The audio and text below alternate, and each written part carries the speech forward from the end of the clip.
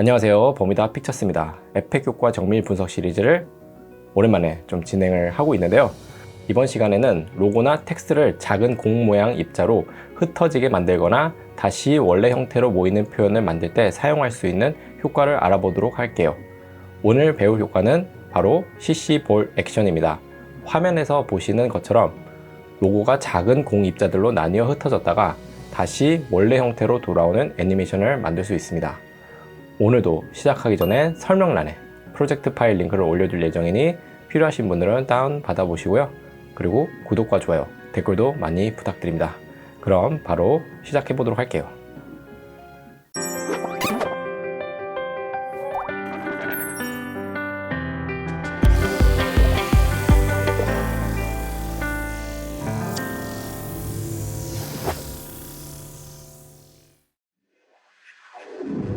자, 그럼 CC 볼 액션이 어떤 효과인지부터 좀 간단히 알아볼 건데요. CC 볼 액션은 레이어를 작은 공 모양의 배열로 바꿔주는 그런 효과거든요. 쉽게 말하면 이미지나 로고를 작은 공 입자들로 쪼개서 움직이게 만드는 효과라고 보시면 되겠습니다. 자, 그래서 한번 찾아볼 건데요. 효과는 어디에 있냐면 여러분들 이펙스 앤 프리셋 패널을 잘 보시면 시뮬레이션이라는 부분 있죠.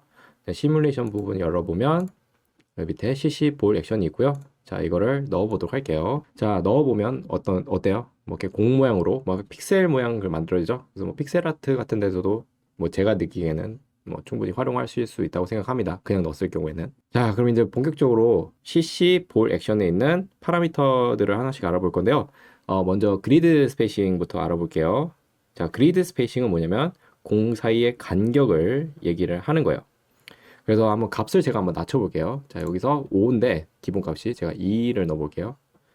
자, 이런 식으로 숫자를 낮추게 되면 공들이 좀 더 촘촘하게 깔리고 원본 이미지 형태가 더 잘 남아있는 걸 보실 수가 있어요. 반대로 한번 값을 좀 올려볼게요. 기본 값이 5였으니까 한 8 정도 줘볼까요? 자, 이렇게 값을 높이게 되면 공 사이사이가 넓어지면서 전체적인 형태가 조금 더 단순하게 보이기 시작합니다. 그래서 처음 시작할 때는 이 값을 너무 크게 올리기보다는 원본 형태가 어느 정도 유지되는 선에서 먼저 잡아두는 게 좋습니다. 자, 그리고 다시 한번 제가 그리드 스페이싱을 기본 값으로 올려놓고 다음 볼 사이즈를 좀 알아보도록 할게요. 자, 볼 사이즈는 뭐냐면 공 하나하나의 크기를 바꿔주는 부분이거든요. 그래서 그리드 스페이싱이랑 좀 헷갈릴 수도 있는데요. 그리드 스페이싱은 공 사이의 간격을 조절하는 거고 볼 사이즈는 공 자체의 크기를 바꾸는 거라고 보시면 됩니다. 자, 그래서 한번 값을 올려볼게요. 자, 지금 100이 기본 값인데 한 300 정도 올려볼게요. 자, 그래서 값을 올리면 이제 공들이 커지면서 좀 더 뭔가 두껍고 꽉 찬 느낌이 나죠. 이미 근데 그림이 좀 뭉개진 형태이고요. 반대로 값을 작게 해보면 100이었으니까 제가 한 50으로 줄여볼게요. 자, 반대로 하면 공들이 더 작아지면서 촘촘한 입자 같은 느낌이 납니다. 자, 그래서 그리드 스페이싱과 볼 사이즈를 같이 조절하면 입자 배열의 전체적인 밀도가 달라지거든요. 그래서 여러분들이 직접 바꿔보면서 한번 그 차이를 한번 느껴보시면 좋겠습니다. 자, 그래서 다음은 이제 뭐 볼 거냐면 볼 사이즈 봤잖아요. 이제 다음은 여기 이제 컬러링이랑 쉐이딩 있죠. 마지막에 좀 설명을 하도록 하고요. 자, 다음에 볼 거는 바로 스캐터 쪽인데요. 스캐터는 뭐냐면 공들이 원래 위치에서 얼마나 퍼질지를 정해주는 부분이거든요. 값이 지금 0이잖아요. 네, 그러면 그냥 그대로 있는 거고요. 자, 0 기준으로 값이 더 커지거나 작아질수록 공들이 원래 자리에서 벗어나는 느낌이라고 보시면 됩니다. 그러면 제가 값을 한번 올려보도록 할게요. 자, 이렇게 보면 공들이 퍼져나가는 게 보이죠? 값을 더 올릴수록 원본 형태가 더 사라지고 공들이 사방으로 흩어지는 느낌이 강해집니다. 그리고 지금 제가 플러스 값이죠. 그러니까 양의 값을 줬잖아요. 마이너스 값으로 줘도 되거든요. 그래서 한번 볼게요. 자, 여기서도 보면 마이너스 값을 줘도 이제 퍼지는 형태가 나오는데 아까 양의 값과는 조금 그 형태가 조금 달라지는 것 뿐이거든요. 그래서 여러분들이 스캐터의 핵심은 뭐냐면 0을 기준으로 공들이 원래 위치에서 얼마나 멀어져 있느냐, 이걸 조절하는 거라고 보시면 되겠습니다. 자, 그래서 이 스캐터 보이나 지금까지 한 거를 가지고 잠깐 짧게 한번 활용을 좀 해볼 건데요. 자, 예를 들어서 지금 제 캐릭터가 있죠. 자, 그래서 이 캐릭터가 공처럼 흩어져 있다가 다시 원래 형태로 돌아오는 그런 애니메이션을 이제 만들 수가 있어요. 그래서 방법은 굉장히 간단해요. 그래서 먼저 제가 스캐터 값에다가 제가 70을 넣을게요. 지금 0초에. 자, 그리고 제가 키프레임을 찍고요. 네, 찍고 제가 한 2초로 가볼게요. 2초로 가서 제가 다시 0을 넣어볼게요. 자, 그리고 애니메이션을 좀 재생을 해보면 이런 식으로 흩어져 있던 공들이 다시 그 캐릭터 형태로 모이는 애니메이션이 완성이 됩니다. 자, 그래서 스캐터 하나만으로도 이런 표현이 가능합니다. 자, 스캐터는 이 정도면 충분하고 지금까지 스캐터로 공들이 얼마나 퍼지는지를 정해봤잖아요. 근데 공들이 퍼지는 것만으로는 뭔가 좀 밋밋할 수 있거든요. 그래서 한 발 더 나아가서 흩어진 공들한테 추가로 움직임이나 방향성을 줄 수 있는 부분이 있습니다. 그게 바로 디스플레이스입니다. 그래서 디스플레이스는 쉽게 말하면 공들이 한쪽으로 살짝 밀리는 느낌을 만드는 부분이라고 보시면 됩니다. 그래서 스캐터가 공들을 사방으로 퍼뜨리는 거라면 디스플레이스는 거기에 추가로 방향성을 더해주는 느낌이거든요. 자, 그래서 제가 이제 지금 디스플레이스 값이 0이잖아요. 그래서 뭐 아무런 변화가 없고요.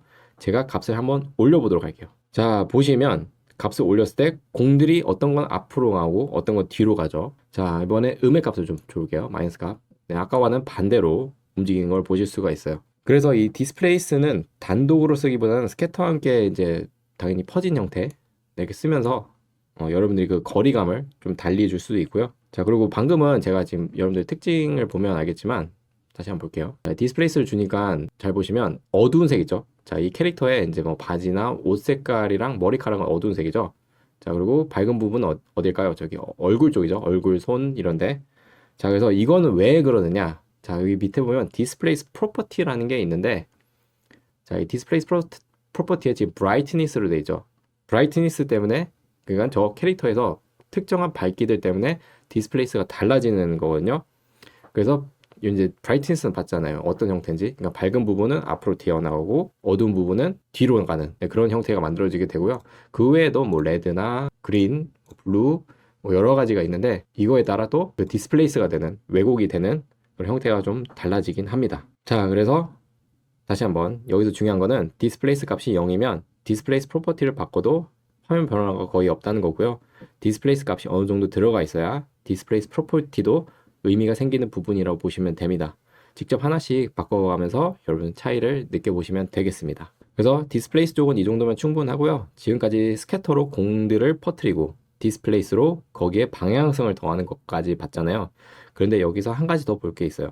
공들을 퍼뜨리거나 밀어주는 것과는 다르게 공들한테 비틀리는 느낌을 줄 수 있는 부분이 있거든요.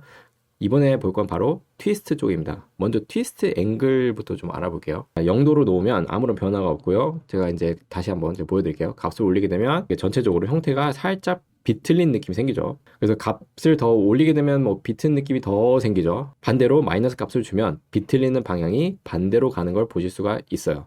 자, 그래서 트위스트 앵글은 실제로 비틀림의 강도를 조절하는 부분이라고 보시면 됩니다. 그런데 여기서 하나 더 봐야 할 게 있습니다. 그게 바로 트위스트 프로퍼티인데요. 트위스트 프로퍼티는 뭐냐면 공들이 비틀릴 때 그 기준을 어디서 가져올지 정해주는 부분이거든요. 그래서 디스플레이스 프로퍼티가 공들이 밀리는 기준을 정하는 거였다면 트위스트 프로퍼티는 공들이 비틀리는 기준을 정하는 부분이라고 보시면 됩니다.